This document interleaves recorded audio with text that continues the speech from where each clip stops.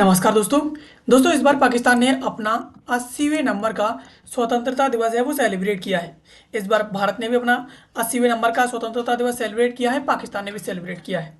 हालांकि पाकिस्तान का जो स्वतंत्रता दिवस था उसमें पाकिस्तान के राष्ट्रपति आसिफ अली जरदारी के द्वारा कुछ ऐसे वर्ड बोले गए हैं जो अपने आप में काफ़ी ज़्यादा चिंताजनक है। और इनके द्वारा इन शब्दों का इस्तेमाल खास तौर पर भारत को टारगेट करते हुए किया गया था। हालांकि इनके द्वारा जो कैलकुलेशन इस्तेमाल की थी वो कैलकुलेशन अपने आप में बहुत ही ज़्यादा गलत थी। इनके द्वारा पाकिस्तान के अंदर हिंदुओं की वर्तमान जनसंख्या वो उसका परसेंटेज इनके द्वारा 4% बताया गया था कि पाकिस्तान के अंदर हिंदुओं की जनसंख्या है वो 4% है। और इसके साथ साथ इनके द्वारा कुछ ऐसे कारनामे भी किए गए हैं पाकिस्तान के द्वारा हाल ही में जो अपने आप में काफ़ी ज़्यादा हास्यास्पद है, यानी इनका मजाक उड़ाया जाए उतना ही कम है। हालांकि आपने हाल ही में देखा था कि मई 2025 में जो कॉन्फ्लिक्ट हुई थी भारत और पाकिस्तान के बीच पहलगाम आतंकवादी हमले को लेकर के, जहां पर भारत के द्वारा ऑपरेशन सिंदूर चलाया गया था। और ऑपरेशन सिंदूर के बाद भारत के द्वारा जो भी आतंकवादी थे जिनके द्वारा पहलगाम में हमला किया गया था उन सभी को ख़त्म किया था। अब पाकिस्तान के द्वारा वहाँ पर भारत के खिलाफ जो मोर्चा खोला था उसे अपने आप की एक जीत के रूप में यहाँ पर दिखाया है और जीत के साथ ही साथ एक स्मारक भी बना दिया है। हाल ही में इसको लेकर एक खबर भी चर्चा में चल रही है कि हम यानी पाकिस्तान के इन्हीं राष्ट्रपति के द्वारा कहा गया था कि हम 4% हिंदुओं को बर्दाश्त कर रहे हैं। इस प्रकार से इनके द्वारा ये जो वर्ड बोले गए थे वो अपने आप में बहुत ही ज़्यादा विवादास्पद है। इवन ये जो पूरी तरीके से टेक्निकली और कैलकुलेशन से देखा जाए तो पूरी तरीके से गलत है। चलिए समझते हैं आखिरकार इनके द्वारा जो वर्ड बोले गए थे वो सही है या फिर वर्तमान में पाकिस्तान के अंदर हिंदुओं की आबादी कितनी है, ये सब विस्तार से समझेंगे। और आखिरकार हिंदुओं की आबादी को घटाने के पीछे पाकिस्तान कितना ज़्यादा उत्तरदायी है, पाकिस्तान के द्वारा कौन कौन से हथकंडे अपनाए गए हैं जिनके द्वारा पाकिस्तान ने पूरी तरीके से हिंदुओं की आबादी को कंट्रोल करके रखा है। जहाँ पर आज़ादी की बाद से हिंदुओं की आबादी पाकिस्तान के अंदर बढ़ नहीं पाई है, वहीं मुस्लिम जनसंख्या पाकिस्तान के अंदर करीब 96 to 95% जो पार्ट है पाकिस्तान के अंदर, 95 से 96% हिस्सा वो पूरी तरीके से मुस्लिम जनसंख्या ही घेरे हुए है। तो आखिरकार इसके पीछे पाकिस्तान कितना जिम्मेदार है इसके बारे में समझेंगे। इसके साथ ही साथ इसमें पाकिस्तान के द्वारा अखंड भारत का भी जिक्र किया है, भारत पर उंगली उठाई है कि भारत अखंड भारत चाहता है, ये भारत का एक अलग ही एजेंडा है। और इसके साथ ही और भी कुछ विवादास्पद टिप्पणियां की हैं भारत के ऊपर, इन सब के बारे में चलिए विस्तार से समझ लेते हैं। सबसे पहले इस खबर की बात करें कि चर्चा में क्यों आई है, तो हाल ही में पाकिस्तान के राष्ट्रपति आसिफ अली जरदारी ने भारत पाकिस्तान के रिश्तों और दोनों देशों की सोच को लेकर एक विवादित बयान दिया है। 14 अगस्त को भाषण देते हुए जरदारी ने कहा कि पाकिस्तान भारत जैसा नहीं है, भारतीयों का नज़रिया अलग है, उनके मन में अपना एजेंडा है। यानी इनके द्वारा कहा गया कि भारत का एक अलग एजेंडा चल रहा है जो भारतीयों के मन में है, पाकिस्तान ऐसा बिल्कुल भी नहीं चाहता है। और भारतीय अखंड भारत में विश्वास रखते हैं, लेकिन हम मुसलमान हैं, भारतीय नहीं। पाकिस्तान हिंदुओं की 4% आबादी को बर्दाश्त कर रहा है और वे उतने ही आज़ाद है जितने वे कहीं और होंगे, और वे भारत के बजाय हमारे साथ रहना पसंद करेंगे। जरदारी ने अपने भाषण में यादगार फतेह का भी इसमें इस्तेमाल किया है, इस वर्ड का इस्तेमाल किया है। और ये एक जगह भी है जो हाल ही में इसका इनोवेशन है, वो इनके द्वारा इसका उद्घाटन है इनके द्वारा हाल ही में 14 अगस्त को अपने स्वतंत्रता दिवस के दिन ही किया गया है। तो इस प्रकार से इनके द्वारा जो टिप्पणी की गई है कि वो जो 4% हिंदू है उन हिंदुओं को बर्दाश्त कर रहे हैं, यानी इनके वर्ड देखिए किस प्रकार से इनके द्वारा अपमान करते हुए इस प्रकार के वर्ड इस्तेमाल किए। और भारत को एक एजेंडेदार देश बताया कि भारत एक एजेंडा चला रहा है, जो भारत का अपना हित रखता है, उसे और किसी से कोई मतलब नहीं है। अब जरदारी के आंकड़ों की बात करें कि इनके द्वारा जो आंकड़े बताए गए हैं कि जो पाकिस्तान के अंदर हिंदुओं की आबादी है वो 4% है जिन्हें पाकिस्तान बर्दाश्त कर रहा है, तो ये आंकड़े अपने आप में गलत है। पाकिस्तान की 7वीं जनगणना 2023 के अनुसार कुल जनसंख्या है पाकिस्तान के अंदर वो 24,14,99,431 यानी 24.15 करोड़ ये दर्ज हुई है। ये जो आंकड़ा है वो गिलगित बाल्टिस्तान और आज़ाद कश्मीर को छोड़ करके है। और पाकिस्तान में हिंदू आबादी के आंकड़ों में तकनीकी गलती है, उलझन देखी जाती है। यहाँ पर पाकिस्तान की जनगणना है उसमें हिंदू और अनुसूचित जाति के जो जनगणना है उन्हें अलग अलग जो श्रेणी में गिना जाता है। पाकिस्तान के अंदर हिंदुओं की जनसंख्या अलग गिनी जाती है और अनुसूचित जाति है उनकी जनसंख्या को अलग काउंट किया जाता है, और इसी तरीके से पाकिस्तान अपनी जनसंख्या को काउंट करता है। यहाँ पर केवल हिंदू श्रेणी में 1.61% लगभग 38 से 39 लाख लोग दर्ज हुए हैं, जबकि अनुसूचित जाति जो मूलतः हिंदू ही है अलग से इसमें 0.56% जो गिनी गई है। अगर दोनों को जोड़ा जाए तो कुल हिंदू आबादी है वो 52,17,216 यानी 2.17 बैठती है, जो सिंध, पंजाब, बलूचिस्तान और खैबर पख्तूनख्वा में फैली हुई है। तो यहाँ पर इनके द्वारा जो वर्ड बोला गया था कि पाकिस्तान 4% जो हिंदू आबादी है उसे बर्दाश्त कर रहा है, तो ये अपने आप में गलत है। इन्हें कैलकुलेशन बिल्कुल आती नहीं है, अपनी जनसंख्या इन्हें देखनी चाहिए, उसके बाद इस प्रकार के भाषण देने चाहिए। इसके साथ ही पाकिस्तान में अन्य धर्मों की स्थिति और आज़ादी की बात करें कि आखिरकार पाकिस्तान के अंदर हिंदू मुस्लिम के अलावा और धर्मों की स्थिति क्या है, तो आसिफ अली जरदारी ने अपने भाषण में सिर्फ हिंदू और मुस्लिम की आबादी का जिक्र किया है ताकि वह भारत पर निशाना साध सके। अन्य धर्मों के बारे में कोई जिक्र नहीं किया जिनकी स्थिति पाकिस्तान में दयनीय हो रखी है। यानी पाकिस्तान के अंदर अन्य धर्मों की स्थिति इतनी ज़्यादा खराब है, बहुत ज़्यादा। पाकिस्तान में इस्लाम धर्म की आबादी है वो 23,16,86,709 है, यानी 96.35% आबादी है जो सर्वाधिक है, क्योंकि पाकिस्तान ने इस्लाम धर्म को अपना राज धर्म घोषित कर दिया है और इस्लाम धर्म पूरी तरीके से पूरे के पूरे पाकिस्तान पर छाया हुआ है। और यहाँ पर हिंदू आबादी है वो 52,17,216 यानी 2.17% आती है। यहाँ पर इसमें अनुसूचित जाति सहित इसमें जोड़ी गई है। और उसके बाद ईसाई आबादी आती है, ये करीब 33,788 है, 1.37% आती है। और इसमें अहमदी कादियानी धर्म ये भी है, तो इसकी जो आबादी है वो 0.07% है। इसके अलावा बहावी, सिख, पारसी यानी जिसे जरथुस्ट्र समुदाय भी कहते हैं, इन्हें मिलाकर के टोटल मिलाकर यहाँ पर 5% से कम आबादी बनाती हैं। और कलाश समुदाय की जो जनसंख्या है यहाँ पर वो 4,000 से भी कम है।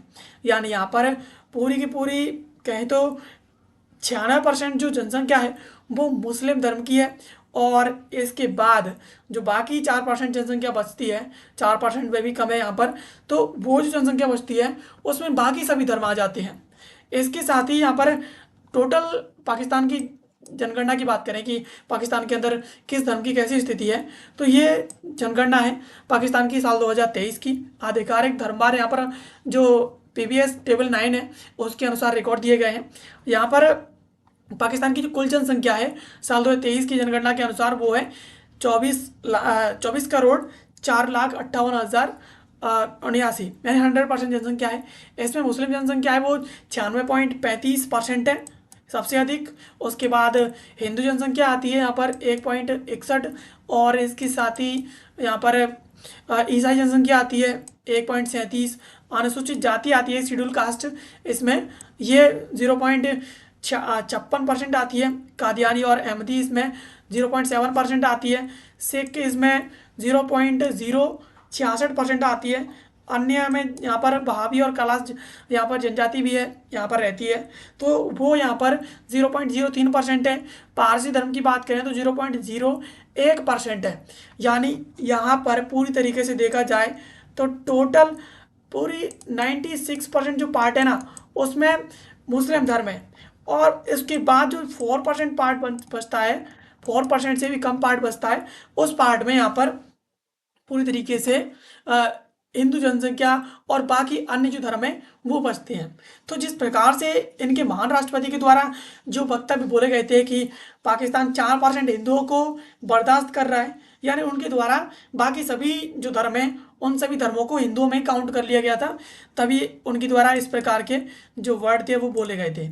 अब पाकिस्तान में हिंदू धर्म के पतन के इतिहास की बात करें कि आखिरकार पाकिस्तान के अंदर हिंदू धर्म इतना ज़्यादा कम क्यों है, यानी पाकिस्तान में इतनी जनसंख्या हिंदुओं की कम कैसे है, इसकी बात करें तो आज के पाकिस्तान वाले क्षेत्र तब जो पूरी तरीके से अविभाजित था, भारत का पश्चिमी हिस्सा था, इसमें हिंदू आबादी 14% थी और कुछ विश्लेषकों के अनुसार 1947 तक ये 16% तक बढ़ गई थी। यानी पाकिस्तान वाले पार्ट में, जिसे पश्चिमी पाकिस्तान कहते थे जब भारत विभाजित नहीं था उस दौरान, तब इसमें आबादी थी हिंदुओं की वो 14% थी। और कुछ विश्लेषकों के अनुसार ये भी बताया गया कि ये आबादी है वो 1947 तक बढ़ करके 16% हो गई थी। अब आज़ादी के बाद पश्चिमी पाकिस्तान के करीब 47 लाख हिंदू और सिख शरणार्थी थे, वो वहाँ छोड़ करके यानी पाकिस्तान को छोड़ करके भारत में आ गए। और महज 4 साल के भीतर यानी 1947 से लेकर 1951 तक की पाकिस्तान की पहली जनगणना तक हिंदू आबादी घट करके यहाँ पर कितनी रह गई, 1.3%। और यहाँ पर कुछ आधिकारिक आंकड़ों में ये जो आबादी है वो 1.6% भी दर्ज है। तो ये माने तो 1.3% से लेकर 1.6% के बीच हिंदू आबादी यहाँ पर रह गई। यानी गिरावट सिर्फ और सिर्फ दशकों में नहीं, बल्कि आज़ादी के बाद जो विभाजन हुआ, उस विभाजन के दौरान जो हिंसा हुई पाकिस्तान के अंदर, जो पलायन हुआ, उसके 5 वर्ष यानी 4-5 वर्षों के अंदर ही ऐसा हुआ है। और 1951 के बाद से हिंदू आबादी लगभग यहाँ पर 1.5% से 2% के दायरे में बनी रही। यानी बड़ी गिरावट विभाजन के दौरान हो चुकी थी, उसके बाद रफ्तार धीमी रही। यानी 1.3% से लेकर के 2% के बीच में हिंदुओं की आबादी थी, हिंदू धर्म की आबादी वो पाकिस्तान के अंदर लगातार अब भी बनी हुई है। इसके साथ ही इसके लिए एक और जिम्मेदार थी जिया उल हक का इस्लामीकरण का दौर। 1977 से लेकर 1988 के संवैधानिक संशोधनों ने हिंदुओं की स्थिति और कमजोर कर दी। इस दौरान इस निंदा कानून था, उसमें धारा 295 बी और 295 सी को और अधिक पाकिस्तान के अंदर सख्त कर दिया गया। इसका इस्तेमाल आगे चल करके अक्सर हिंदू और अन्य जो अल्पसंख्यक थे उनके खिलाफ किया गया। भारत में बाबरी मस्जिद विध्वंस के प्रतिक्रिया स्वरूप यहाँ पर 2 से 8 दिसंबर 1992 के बीच पाकिस्तान भर में अनुमानित 120 हिंदू मंदिर तोड़े गए थे। और कुछ रिपोर्टों के अनुसार यह आंकड़ा था वो 30 बताया गया, जिसमें 25 थे वो सिंध प्रांत में थे, जहाँ पर पाकिस्तान के 85% हिंदू रहते हैं। यानी सिंध प्रांत के अंदर पाकिस्तान के 85% हिंदू रहते हैं, बाकी 15% हिंदू है वो अदर पार्ट में रहते हैं। उस जगह के इनके द्वारा करीब 120 रिपोर्ट्स के अनुसार 30 भी बताया गया है, तो करीब 120 हिंदू मंदिरों को इसके द्वारा बाबरी मस्जिद के विध्वंस के बाद जो पूरी तरीके से तोड़ करके रख दिया था। और इसका फर्क जो है सीधे तौर पर हिंदू आबादी पर भी पड़ा, वहाँ पर इनके द्वारा मारकाट भी की गई थी। यह घटना दिखाती है कि भारत पाकिस्तान तनाव सीधा किस प्रकार से पाकिस्तानी हिंदुओं पर असर डालता है। यानी अगर भारत और पाकिस्तान के बीच अगर कोई असर पड़ता है, अगर कोई तनाव होता है, तो वो तनाव सीधे तौर पर पाकिस्तान के अंदर जितने भी हिंदू आबादी है उस सभी हिंदू आबादी को इफेक्ट करता है, उन सभी को प्रभावित करता है। और इसी वजह से पाकिस्तान के राष्ट्रपति के द्वारा ये वर्ड इस्तेमाल किया गया था कि पाकिस्तान 4% हिंदुओं को बर्दाश्त कर रहा है। यानी वो एक इस प्रकार से उनके द्वारा ये वर्ड इस्तेमाल किया गया, पता नहीं उनके द्वारा क्या ही एक बहुत बड़ा इसके लिए इनाम उन्हें मिलने वाला हो, लेकिन उन्हें अपनी कैलकुलेशन संभालनी चाहिए। उन्हें खुद नहीं पता कि पाकिस्तान के अंदर कितने हिंदू हैं और कितने अन्य धर्म के लोग हैं। इसके साथ ही पाकिस्तान हिंदू समुदाय लगातार जबरन धर्मांतरण, विवाह को कानूनी मान्यता न मिलने और सड़कों पर शारीरिक उत्पीड़न का शिकायत करता रहा है। एक सर्वे के अनुसार पाकिस्तान के मूल 428 हिंदू मंदिरों में से अब सिर्फ और सिर्फ 20 सक्रिय बचे हैं, बाकी व्यवसाय के इस्तेमाल में बदल चुके हैं। यानी पाकिस्तान में एक सर्वे हुई है और सर्वे में ये पता चला है कि पाकिस्तान में 428 हिंदू मंदिर थे और 428 में से अब सिर्फ और सिर्फ 20 हिंदू मंदिर बचे हैं। बाकी जो हिंदू मंदिर थे 408, उन सभी हिंदू मंदिरों को पाकिस्तान के द्वारा व्यवसायिक इस्तेमाल में शुरू कर दिया है। और इसके साथ ही यहाँ पर 1951 में ये हिंदू आबादी थी वो पाकिस्तान के अंदर 1.3% से 1.6% के बीच थी, और ये आबादी 1998 में 1.85 हो गई। और उसके बाद 2017 में ये आबादी 1.73 रही। यानी इसके बाद जब 2017 में 1998 के बाद 2017 के बीच ये आबादी फिर से घट जाती है, और उसके बाद साल 2023 में ये आबादी है और घट जाती है। इसमें अनुसूचित जाति को मिला करके ये आबादी टोटल 2.17% होती है। यानी विभाजन के बाद से प्रतिशत लगातार स्थिर रहा है। यानी पाकिस्तान के अंदर हिंदुओं की आबादी इनके द्वारा बढ़ने ही नहीं दी है। उन पर कोई ना कोई हथकंडे अपना करके पाकिस्तान के अंदर हिंदुओं की आबादी को पूरी तरीके से इनके द्वारा नियंत्रित करके रखा है। यानी जब जो हिंदू आबादी स्वतंत्रता के दौरान ही, जब भारत और पाकिस्तान स्वतंत्र हुए थे, तो उस दौरान ही 1.6 थी, और वो हिंदू आबादी आज भी साल 2023 में 1.6 ही है। तो इसके पीछे पाकिस्तान के दमनकारी जो तरीके हैं वो आज भी उत्तरदायी हैं।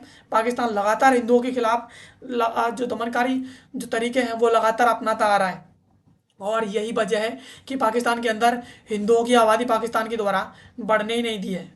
हालांकि इसके पीछे पाकिस्तान के कुछ अपने भी कारण हो सकते हैं कि पाकिस्तान को लगता हो कि अगर हिंदू आबादी यहाँ पर भी बढ़ गई तो हिंदुओं का वर्चस्व है वो पाकिस्तान के अंदर भी हो जाएगा, और ऐसा पाकिस्तान शायद चाहता ही नहीं है। इसके साथ ही पाकिस्तान के द्वारा ये भी जिक्र किया गया था कि भारत अखंड भारत का एजेंडा रखता है। तो पाकिस्तान को खुद भी पता होना चाहिए कि अखंड भारत का क्या मतलब है। अखंड भारत या अखंड हिंदुस्तान एक संयुक्त बृहद भारत की संकल्पना है जिसके तहत ये दावा किया जाता है कि आधुनिक जो बांग्लादेश है, अफगानिस्तान है, भूटान है, भारत है, बांग्लादेश है, और म्यांमार है, नेपाल है, पाकिस्तान है, श्रीलंका है, तिब्बत के ऐतिहासिक और सांस्कृतिक रूप से एक ही भूभाग जो है रहे हैं। यानी अखंड भारत का मतलब यह नहीं है कि भारत जो उन सभी जगहों पर कब्जा करने जा रहा हो। अखंड भारत का मतलब यह है कि भारत का जो पहले का इतिहास रहा है उस इतिहास में पूरी तरीके से उसमें अफगानिस्तान भी समाया हुआ है, बांग्लादेश भी समाया हुआ है, उसमें भूटान भी है, भारत भी है, मालदीव भी है, और म्यांमार भी है, उसमें नेपाल भी है, अब पाकिस्तान भी है, श्रीलंका भी है, और तिब्बत भी है। ये सभी देश अखंड भारत का हिस्सा थे। अखंड भारत का मतलब ये होता है। और आज इस अवधारणा को लेकर के मुख्य 3 व्याख्याएं प्रचलित हैं। पहली इसमें पाकिस्तान और बांग्लादेश शामिल है, और बाकी जो व्याख्याएं हैं उसमें सांस्कृतिक और सभ्यतागत, यानी एक तरीके से कहें तो अशोक और मौर्य साम्राज्य के रूप में देखी जाती है। यहाँ पर राजनीतिक सीमा विस्तार के दांव के रूप में नहीं देखा जाता है। यानी अब जो ऐसे इसकी जो व्याख्याएं हैं उन्हें इस तरीके से देखा जाता है कि किस प्रकार से इन सभी देशों की जो सभ्यताएं हैं, संस्कृति है, वो एक दूसरे से किस प्रकार से मेल खाती हैं, इन सब चीज़ों से देखा जाता है। लेकिन पाकिस्तान को कौन समझाए। इसके साथ ही साल 2023 में नए संसद भवन में सम्राट अशोक के मौर्य साम्राज्य के दर्शाने वाला भित्ति चित्र लगाया गया था, जिसकी पाकिस्तान और बांग्लादेश ने आलोचना की। पाकिस्तान ने इसे साम्राज्यवादी जो विस्तारवादी दृष्टिकोण बताया कि भारत इसके जरिए भारत दिखाता है कि भारत किस प्रकार से अपने देश का विस्तार करना चाहता है, जिसके जवाब में भारत के विदेश मंत्रालय ने खुद कहा था कि ये ऐतिहासिक साम्राज्य को दर्शाता है। वर्तमान राजनीति से इसका कोई मतलब नहीं है, कोई इसका लेना देना नहीं है कि भारत चाहता हो कि भारत जो है विस्तार करने वाला हो। तो इस प्रकार से भारत के द्वारा पाकिस्तान का जवाब भी दिया गया था। यह अखंड भारत का चित्र है जिसमें दिखाया गया कि किस प्रकार से अफगानिस्तान भारत का अखंड भारत का पार्ट था, और पाकिस्तान इसका पार्ट था, तिब्बत इसका पार्ट था, नेपाल इसका पार्ट था, इंडिया इसका पार्ट था, भूटान इसका पार्ट था, बांग्लादेश खुद इसका पार्ट था, म्यांमार इसका खुद पार्ट था, और बाकी और भी जो देश हैं, श्रीलंका है, तो और भी काफ़ी देश हैं इसमें जो काउंटेड हैं। तो ये सभी देश हैं वो अखंड भारत का पार्ट थे। अखंड भारत मतलब भारत की पहली जो प्राचीन संस्कृति थी, उसकी एकता थी, उस सभी के विस्तार को लेकर के जो बना है उसे अखंड भारत कहते हैं। इसके साथ ही पाकिस्तान के द्वारा हाल ही में अपना मजाक बना करके रख दिया है। पाकिस्तान ने यादगार फतेह नामक एक स्मारक का उद्घाटन किया है 14 अगस्त 2026 को पाकिस्तान के स्वतंत्रता दिवस समारोह में। यहाँ पर इस्लामाबाद में यादगार फतेह विजय स्मारक का उद्घाटन किया गया है, जिसमें पाकिस्तानी आसिफ अली जरदारी जो राष्ट्रपति हैं वो और प्रधानमंत्री शहबाज शरीफ ने हिस्सा लिया। और पाकिस्तान ने इस स्मारक को मई 2025 के भारत पाकिस्तान सैन्य टकराव, जैसे भारत ऑपरेशन सिंदूर कहता है, उसमें अपनी तथाकथित जीत और सैनिकों के सम्मान से जोड़ा है। प्रधानमंत्री शहबाज शरीफ ने मई 2025 के संघर्ष को मार्का-ए-हक, सत्य की लड़ाई कहा, और इस स्मारक पर पाकिस्तान के सैन्य इतिहास का लाइट एंड शो है वो देश पर दिखाया गया, यानी इसके ऊपर होकर के जहाज दिखाए गए, लाइट एंड शो। तो इस प्रकार से तो यहाँ पर ये जो पाकिस्तान के द्वारा यादगार फतेह बनाया गया है, अपने आप में दोस्तों मजाक बना हुआ है। यहाँ पर आपको लगता है कि पाकिस्तान ऑपरेशन सिंदूर में जीत गया था? इसका आप जो भी मजाक बनाएं, आप कुछ भी करें, कमेंट बॉक्स में बताइएगा, क्योंकि पाकिस्तान को लगता है कि पाकिस्तान ऑपरेशन सिंदूर के दौरान जीत गया था। और इसके द्वारा ये भी दावा किया गया था कि इसके द्वारा एक भारतीय फाइटर जेट को गिराया गया था, जबकि फाइटर जेट के बारे में खुद भारतीय सेना कहती है कि फाइटर जेट अब भी सेना में है और वो अभी भी काम में है, यानी अभी भी वो सर्विस में है, चल रहा है। इसके साथ ही इसने जिस प्रकार से अपना मजाक बना करके रख दिया है ना, अपने आप में बहुत ही ज़्यादा इंटरेस्टिंग है। ये तो इस मामले में जो मुग़ल मुगल थे उनका भी एक तरीके से कहें तो उनका भी बाप निकला।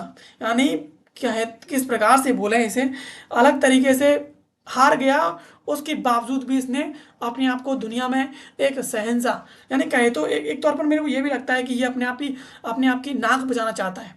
यानी इसके पास जो न्यूक्स हैं, जो परमाणु हथियार हैं, और ये मुस्लिम देशों में शक्तिशाली देश भी माना जाता है।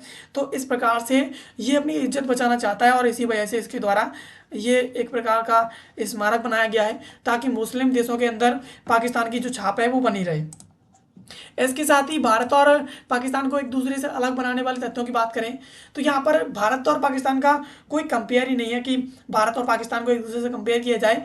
लेकिन कुछ यहाँ पर फैक्ट हैं जो मैंने यहाँ पर रखे हैं। पहला है, इसमें भारत का कोई राजधर्म नहीं है। यानी भारत ने अपना कोई राजधर्म घोषित नहीं किया है कि भारत का कोई एक राजधर्म है वो टॉप पर रहेगा और बाकी धर्म उसके नीचे रहेंगे। ऐसा बिल्कुल भी नहीं है, लेकिन पाकिस्तान ने ऐसा कर दिखाया है। पाकिस्तान का अपना एक राजधर्म है जिसे इस्लाम धर्म कहा जाता है। इसके साथ ही भारत में 1947 से लेकर लगातार निर्वाचित सरकारें नहीं है, और सेना पूरी तरीके से असैन्य नियंत्रण में है। यानी पूरी तरीके से सेना भारत सरकार के नियंत्रण में है और काम भी कर रही है।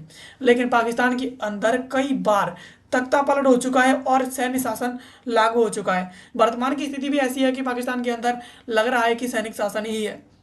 इसके साथ ही आईएमएफ के अप्रैल 2026 अनुमान के अनुसार भारत लगभग 4.15 खरब डॉलर की नॉमिनल जीडीपी के साथ दुनिया की छठी सबसे बड़ी और सबसे तेज बढ़ती हुई अर्थव्यवस्था है। यानी भारत का स्तर पाकिस्तान के स्तर से काफ़ी ऊंचा है।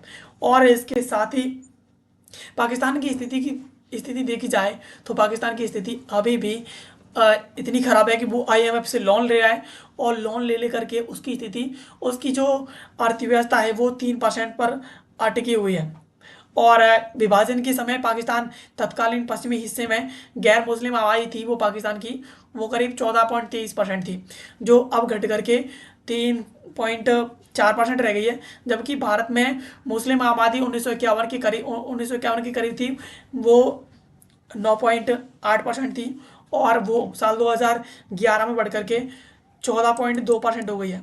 यानी पाकिस्तान का हिंदुओं का दमन करने का दृष्टिकोण शुरू से रहा है और दमन करता हुआ आ रहा है। लेकिन भारत के अंदर भारतीय नहीं चाहते हैं कि किसी भी मुसलमान का दमन हो, और इसी वजह से भारत के अंदर 1951 से लेकर के 2011 के बीच जो मुस्लिम आबादी है ना दोस्तों, उसमें लगातार वृद्धि हुई है, और मुस्लिम आबादी 9.8 से लेकर के 14.2% के बीच पहुंच गई है, जो इस बात का प्रूफ है कि किस प्रकार से मुस्लिम आबादी है भारत के अंदर बढ़ी है। इसके साथ ही पाकिस्तान 2025 में आतंकवादी घटनाओं के मामले में दुनिया में पहले स्थान पर रहा है, जबकि भारत में पैमाने का कोई संतुलनीय आंतरिक उग्रवाद संकट ही नहीं है। यानी पाकिस्तान 2025 में पूरी तरीके से दुनिया में आतंकवाद के मामले में, आतंकवाद फैलाने के मामले में टॉप पर रहा है। यानी उसने नंबर 1 रैंक हासिल की है, जबकि भारत के अंदर इस प्रकार का पैमाना बिल्कुल ही नहीं है। भारत के अंदर आतंकवाद की ऐसी स्थिति नहीं है, और भारत G20 का सदस्य है और संयुक्त राष्ट्र सुरक्षा परिषद की स्थानीय सदस्यता का प्रमुख दावेदार भी है। जबकि पाकिस्तान लंबे समय से FATF यानी फाइनेंशियल एक्शन टास्क फोर्स की ग्रे लिस्ट में रहा है, और आतंकवाद की फंडिंग के चलते ये अंतर्राष्ट्रीय निगरानी का लगातार सामना करता रहता है। और उसके बावजूद पाकिस्तान अपने आप को एक शहंशाह के रूप में दिखाता है कि पाकिस्तान पता नहीं कितना बड़ा शहंशाह है। और हाल ही में इस प्रकार के इसके द्वारा ऑपरेशन सिंदूर में जिस प्रकार से पाकिस्तान को तोड़ा गया था, पाकिस्तान के सैन्य बेस को, नूर खान एयरबेस को उड़ाया गया था, पाकिस्तान के अंदर जितने भी आतंकवादी बेस थे उन सभी को ख़त्म कर दिया गया था, उस स्थिति को देखने के बावजूद भी इसके द्वारा अपने आप को सांत्वना देने के लिए इसके द्वारा स्मारक बनाया गया, जो अपने आप में बहुत ही ज़्यादा सराहनीय है। दोस्तों, ये थी खबर जिसमें हमने समझा कि किस प्रकार से यहाँ पर पाकिस्तान के राष्ट्रपति के द्वारा अपना एक वर्ड बोला गया था कि पाकिस्तान 4% हिंदुओं को बर्दाश्त कर रहा है, जबकि इन्हें खुद नहीं पता कि पाकिस्तान के अंदर हिंदुओं की आबादी कितनी है। और ये हमेशा हिंदू मुस्लिम की जो राजनीति है उसे जियोपॉलिटिक्स के तौर पर टॉप पर लेके आते हैं, और उसके बाद जब भारत कोई रेस्पॉन्स देता है तो ये पाकिस्तान के अंदर जो भी हिंदू जनसंख्या है उनके ऊपर उंगली उठा करके उनका दमन करना शुरू कर देते हैं। ये पाकिस्तान की शुरू से भी ये एक राजनीति का हिस्सा रहा है, और अभी भी ये एक राजनीति का हिस्सा ही है। आई होप ये वीडियो आपको पसंद आई होगी। ये आप इसे करंट अफेयर के तौर पर यूज़ कर सकते हैं, और आप इसे जियो पॉलिटिक्स के तौर पर, और आपने जो इंटरनेशनल रिलेशन है ना उसके जो फैक्ट पॉइंट्स हैं उनमें भी आप इसे इस्तेमाल कर सकते हैं। मैंने इसे पूरी तरीके से एनालाइज किया है और उसके बाद ही मैं इसे न्यूज़ में लेकर आया हूँ, ताकि आप लोगों को कोई भी समस्या ना हो। आई होप ये वीडियो आपको पसंद आई होगी। ऐसी वीडियोज़ के लिए आप हमें सब्सक्राइब कर लीजिए। बाकी मिलते हैं किसी अगली वीडियो में किसी नए और महत्वपूर्ण टॉपिक के साथ। तब तक के लिए आप सभी का बहुत बहुत धन्यवाद।